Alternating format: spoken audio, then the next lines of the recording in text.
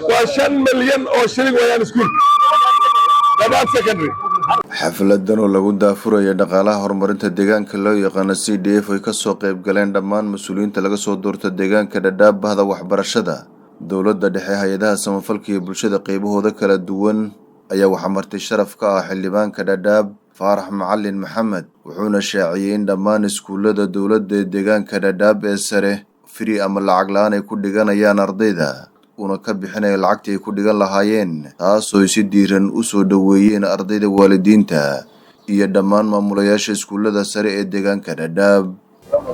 waa fursad aad u weyn bay u tahay iskoolaha waan aad baan ugu faraxsanahay midda kale waan ognahay meeshiimuha shaqo badan baad dhinaca tacliinta ka qabatay 150 cunug oo ka imaaday Gaaris oo Dadaab iyo Lagdheer ay u badan yihiin ba sameeyaan medical courses oo jaamacada ku jiraan oo aad jeebkaada uga bixisaan Faarax Macallin shaqo badan buu qabtay had intuu soo galay anigana aad baan ugu faraxsanahay shaqooyinka faraha badan uu qabtay anoo matalayo guddiga maamulka iskuulada secondaryasha iyo dhammaan kuwa primary-ga ku hadlaya afkooda midda koowaad maxaan mahad weyn ugu celinayaa mudanaha Faarax Macallin oo halkan maanta noo joogo oo arrin muhiim ah maanta halkan ka daahfuraya oo ogtihiin arrinta baasariga iskuulada Dadaab goostaysi aad baa u mahadsan tahay waxqabadkaada waa la garanayaa dhinaca tacliinta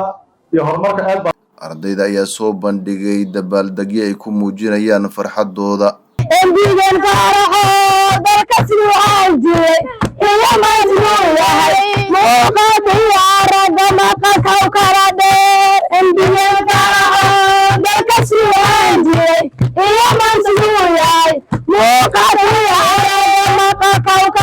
waalidka ayaa dhankooda cabiray dareenkooda si baan loo akhristaa waa aragtida waxaan u malayn waxaan u malayn ilmaha hadda dadka shakigiisa waxa waaye hadday hal sano asagoo ku jiro iyo 200 algudada u diray ilmihi horta reer afgaada kulli loo diray geela loo diray waxa ka bixiyo la waay hadda kulli waa ku soo wada celinaa mudanaha Dadaab Faarax Macallin Maxamed ayaa in ka badan 74 milyan oo shilinka dalka ah ku wareejiyay iskuulada sare ee deegaanka Dadaab wuxuuna ugu horeyntii sharaxay waxyaabihii u qabsoomay intuu xilka hayay waxaan maanta aad iyo aad farxad gelisay in aan imaado inaan dadkii isoo doortay ma sha Allah oo meeshii laga soo doortay ahaa shacabkii deganaa Dadaab aan la wadaago waxqabadka hadda aan rabnay inaan samayno iyo tilaabaqaadkii koowaadna aan samaynay ilaa 20 iskuul baan sanadkan soo dhaafnay aan dhisnay alxamdulilah ceelal intaa in hadda ka yareen aan ka badan ka yareen waan qodnay mashaariic kala fara badanna waan wadnaa biidhnillaahi albaari haddana way socdaan jidad baa jiraan iyagana kulli wixii oo dhan waa arki doontaan oo waqti kale oo maartay aan saa u fadhino aanu ka sheekaysan doonaa laakiin hadda maanta waxaan u imaanay wax tacliinta ku saabsan تعليمته waxaa ku saabsan sanadka reeyto caruurta fiiska laga bixinayo 74 milyan oo shilin baan u haynaa jaamacadaha caruurta dhiganayaan oo fiiska laga bixinayo ee secondaryalkii Dadaab ku yaalay oo dawladda ay lahayd hal cunug oo fiis laga rabo male ma maqlaysaa caruurta geysta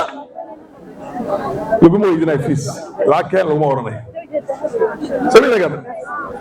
بودين بدن بان دسلay بودين kala fara badan waan dhisnaa oo caruurta barkood ay meel fog imaadeen ay seexan doonaan bilaash bayna ku akhrisan doonaan insha Allah kuwa hadda ku jiraan bilaash bay ku akhrisan sidoo kale ardayda ayuu uga digay inay qash sameeyaan xilliyada imtixaanka wuxuuna xusay in arrinkaas ay caqabad ku tahay mustaqbalka kuwa wax baranaya dhalinyarada 2 shay 3 shay baan dhalinyarada ku boorinaya kow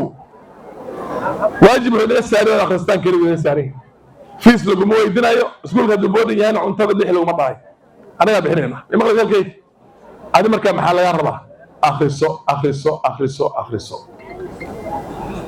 حارة سمينين قشي وحاران حديث كنا قرنيسان قشي ما قرنيسان امتحانكي لو سو تلقلي او انت مeel ka fiirsatay ka bacdi aad iska qorqorayso oo wixii magacaada ku jiray aan qoraynin laakiin wax lagu soo xaday aad qorayso dibka ay keenayso waxa waaye 35 cunug hadda aniga oo aan meel waaweyn geeyay yaa markay sanad ku jireen ee la socon waa la soo fiijay jaamacadii hadda rabaan koosas soo siinay sameeyaan ana marka wali kana warqad oranaysa b haysta b+ haysta kan buu haysta Allah ana waan la boday laba ka ortada ka dhigtay $3,000 baan ka bixiyay markood ugu dambeyntiina xildhibaanka Dhadhaab Faarax Macalin Maxamed ayaa amar ku siiyay maamulayaasha iskuulada sare inaysan ardayda u soo fiijin karin wixii maanta ka bilowda fiis la'aan isla markaana ay si shuruud la'aan ku qaabilaan Maxamed Baarud Xuseen warbaahinta Dhadhaab